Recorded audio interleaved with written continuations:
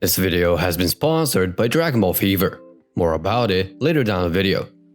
In the last part, Goku and Bulma begin their journey to become stronger on their own in the wild. The whole thing goes pretty smooth and both Saiyans join on time. In the tournament, Bulma easily packs Tien up and then the battle with Goku and Bulma ensues. It was tied for a bit until Bulma displayed her power and dominated Goku. After that, Goku and Bulma witnessed Krillin dying in their arms. In this part, we discuss their revenge on Krillin against King Piccolo, so let's continue. Goku tries getting Krillin to wake up, but it's too late. Krillin is dead, not responsive and covered in blood, as opposed to Canon where he was quickly disposed of. The ref explains the situation and how a green monster came by and took an orange ball and a list of competitors. Goku, filled with grief and rage, takes his power pole, takes the Dragon Radar, and books it towards the Dragon Ball. The intensity he dashed at made a little bit of ki escape from him. Bulma is too rageful, but not as much as worried for Goku. She knows she cannot control his emotions right now, so she runs away to get him. Goku finally tracks down Tambourine and engages him in combat. But as Goku is still weak from his fight with Bulma, Tambourine easily matches him and destroys the flying Nimbus, proceeding to beat Goku senseless and drop him to the ground, presuming him to be dead. Goku awakens, battered and hungry in the middle of a forest and soon stumbles upon a giant fish cooking over an open fire. Soon after, he's confronted by Yajirobe, after which he's accused of eating Yajirobe's fish. They then have a quick fight in which they are evenly matched, with Goku surprised that Yajirobe is tough enough to take his punches, and Yajirobe likewise surprised at how fast and strong Goku is. Meanwhile, Tambourine murders Bacterian, Nam, King Choppa, Pampu, Manwolf, and Giran, as well as many other fighters. In the meantime, Bulma finds the duo and asks Goku what was he thinking that he can't do something to overpower that thing after packing Krillin, who still had more power left in him than Goku. Goku sheds tears, declaring that he will get his revenge. However, Bulma has a better idea. She takes the Dragon Ball and opts to go after Tambourine herself. Goku asks if she can handle herself, but Bulma says not to worry and reassures him that she will be just fine. Deploying a capsule, Bulma goes on one of her floaters and Bulma guns it straight towards King Piccolo, while he's making a new offspring. Bulma arrives and shoots Symbol dead almost instantly and declares a fight with King Piccolo. King Piccolo doesn't mind going for a session and asks if she can hold on for long enough to wish to regain his youth. Bulma says a strong if and tries one trick she had in her sleeves, and that is a power surge, which is basically raising her power limit higher for a short amount of time.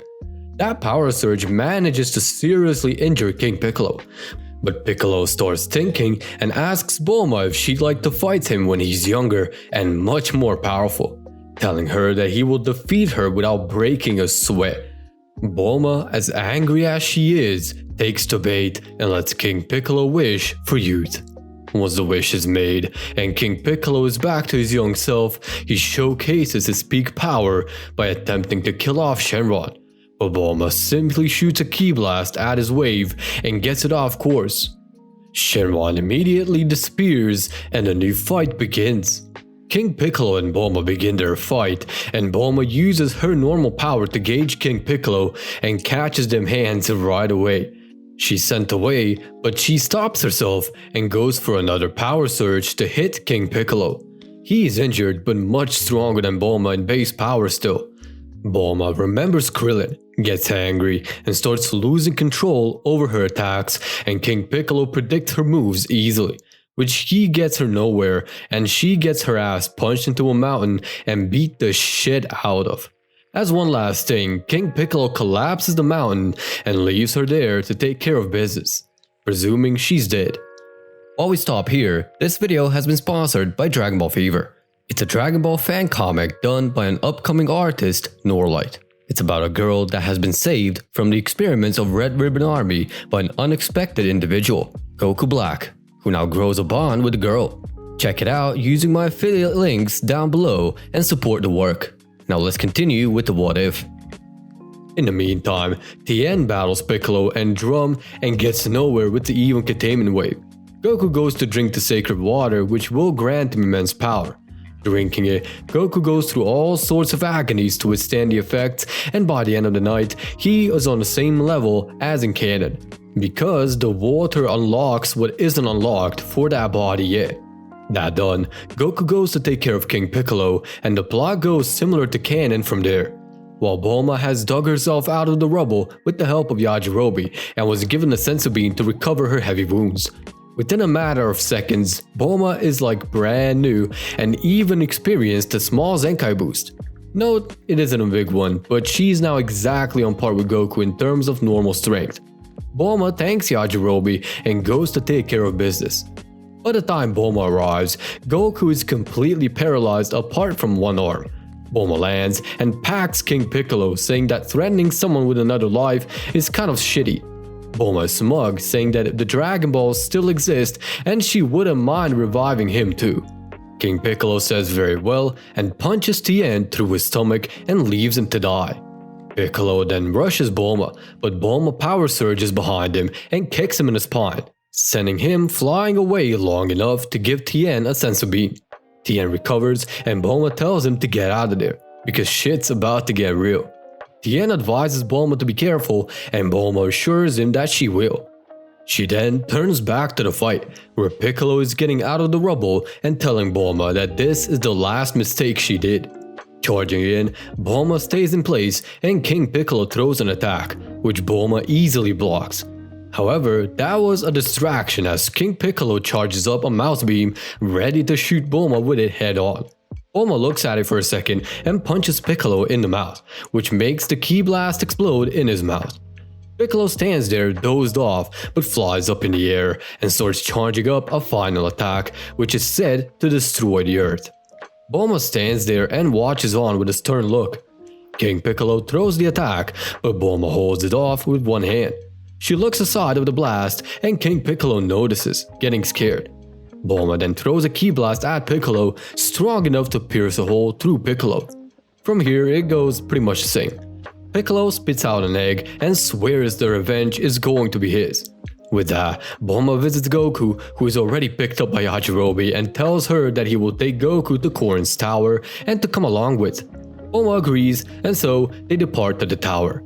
At the tower, Korin tells the two that the Dragon Balls as of right now cannot revive multiple people at once, so for that they have to go to the person above the tower. He is the guardian of Earth and the owner of the Dragon Balls.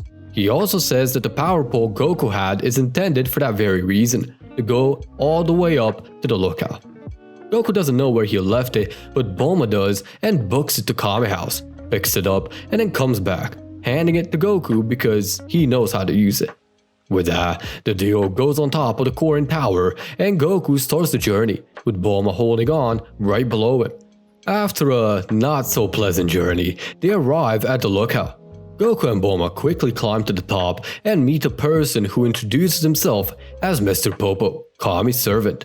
Upon seeing Goku's bell, Mr. Popo tells Goku and Bulma that they're eligible to be tested and must defeat Mr. Popo in a fight.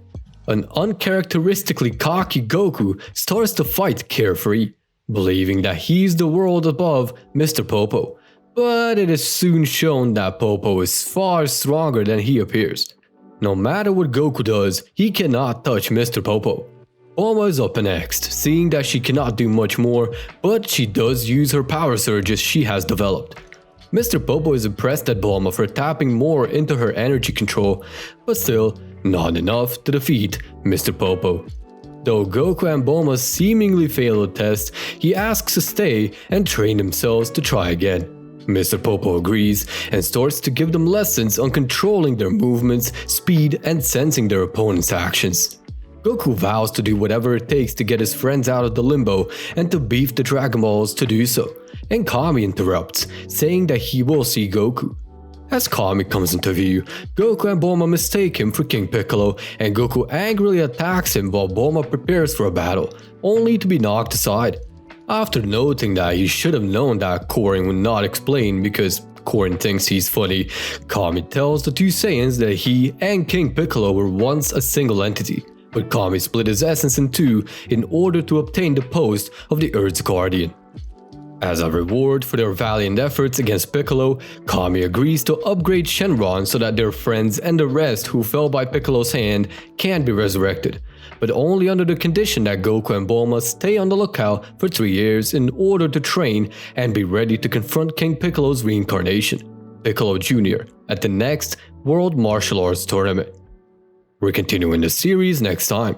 While you wait for the next part, join the T23 Discord server with the Vanity URL down in the description.